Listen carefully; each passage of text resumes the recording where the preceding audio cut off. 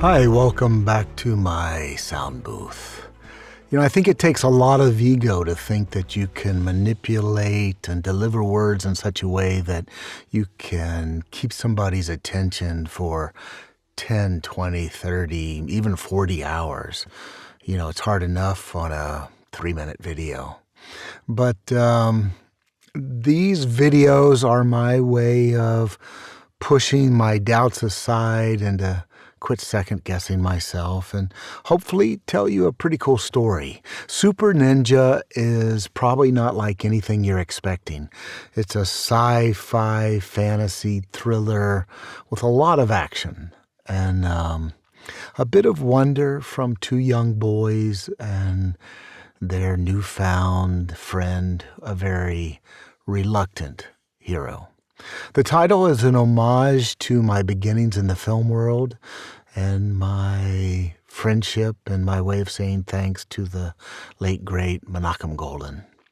This is a raw, unedited read of the prologue, I'm sure with a bunch of mistakes and gasping for breath, but I thought it would be fun to share and hopefully even inspiring for someone to tackle their own creative journeys. So hats off to the real pros who do this. It sounds really easy. Hey, just read a book. But for me, at least, it's not. Anyway, Super Ninja.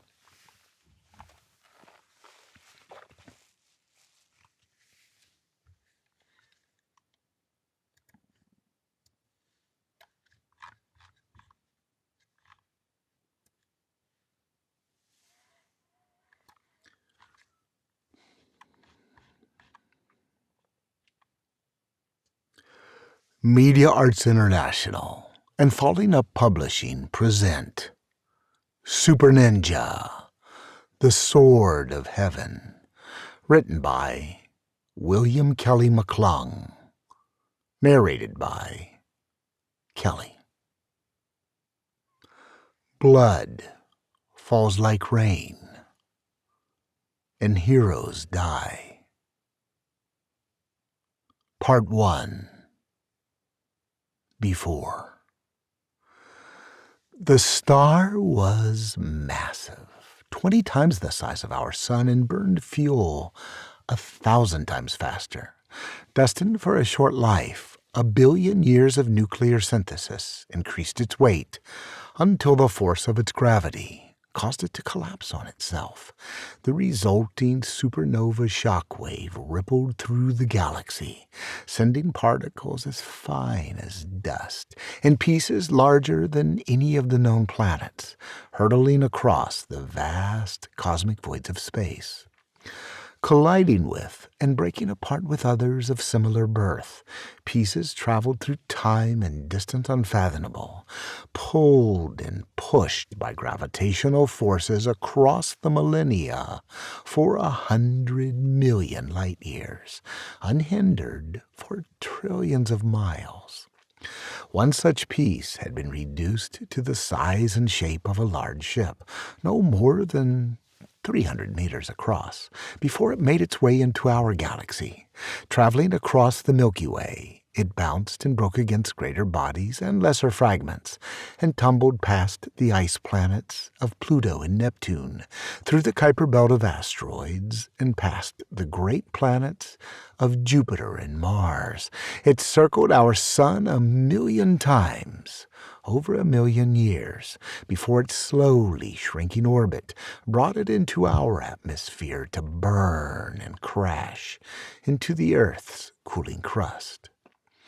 The Earth, as we know it, was still forming, the continents not yet recognizable, when the meteorite, a mass of iron and nickel, with veins of platinum and gold, of titanium and palladium and threads of micronized diamonds, slammed into the massive land we call Pangea, with the force of 1,000 nuclear bombs. long before the birth of life in the shifting seas, when the first microscopic creatures crawled out from the ooze, and before the age of dinosaurs, millions of years before the birth of man, the meteorite, now no bigger than a small car, was pushed and pulled and sometimes violently thrown from the shifting of tectonic plates and volcanic eruptions until it settled on what was destined to become the Isles of Japan. As the creatures that became man began to forage and fight for survival, their burgeoning intellect allowed them to devise and reshape their first tools into weapons that made up for their lack of physical gifts. Wood became stone, became metal. 2,000 years would go by before copper became bronze, became iron, with the introduction of various elements, and with the addition of carbon, iron became steel. Another 1,000 years would go by before mastery of the process, the hammering and quenching of steel to distribute the elements into a metal with specific properties of hardness and flexibility, the repeated folding of the metal to control the same properties along ever-refining shapes of force, that the single-edged swords of Japan transitioned from tachi to uchigatana to katana, now known around the world as the samurai sword.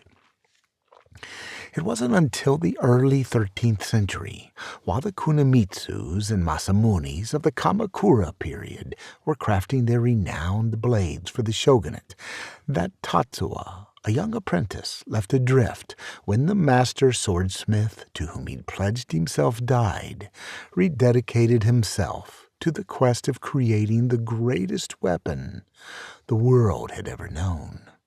It took 10 years of experimentation, of hiding his forge from ranked guildsmen deep in the mountains, before Tatsuo felt he was ready to begin his task.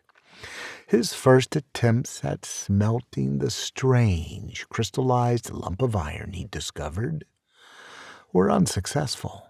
It took another 5 years, experimenting with the shape and the heat of the forge, before he was able to refine the metal into something he could begin to make into a sword.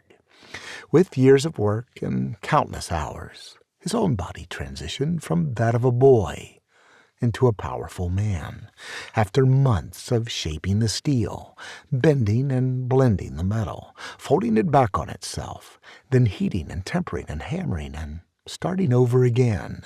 The blade began to take shape. It was as if he and the blade were one, each creating the other. Finally, as the snows of winters melted to quench the thirst of spring, what had once been a crude block of iron could be called a sword. 32 inches of blade protruded from the temporary handle, or tsuka, and Tatsuo began planning how he would take it to completion. His first pass at polishing and sharpening the blade was crude, but with a single cut through the tender petals of a spring flower. Even before the petals hit the forest floor, he knew the years of sacrifice had been worth it.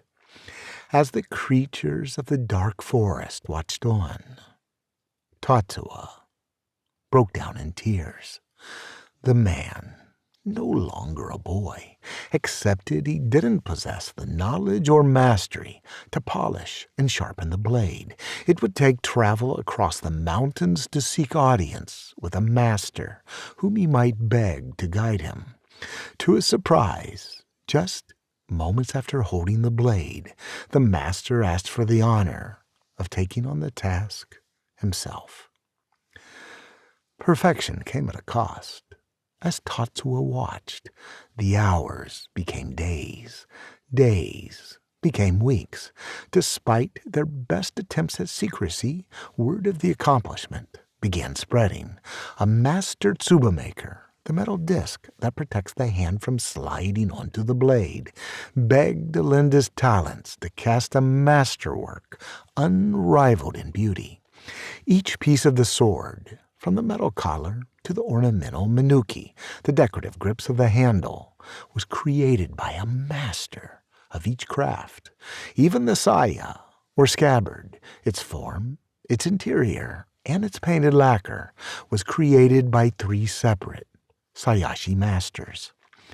The meteorite, which had traveled trillions of miles over billions of years, had been forged into a sword of unparalleled beauty, strength, and sharpness, and was rumored to possess the magical powers of the stars. Still unseen, but soon to be celebrated in tale and song, the sword took on mythical status across the land, as the shogunate and warlords fought over a nation drenched in blood, as treachery and shifting alliances within the noble classes were revealed, and an uncertain future lie with the embrace of foreign invaders. It was decided the sword was too precious, and its power too great, to fall into the wrong hands. After consultation with an ancient kitsune tsukai, a fox witch living alone in the forest, a pact was made with Tatsuya and the many who had contributed.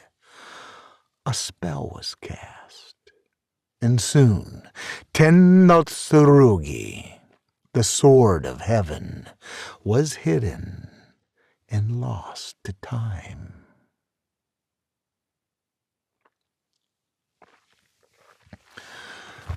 So I got through it without any major mistakes, but obviously for a delivered audiobook, I'll master and touch up if I feel like I've stumbled over a word or, modify my breath or redo a take. I think somebody paying for it, they deserve that attention.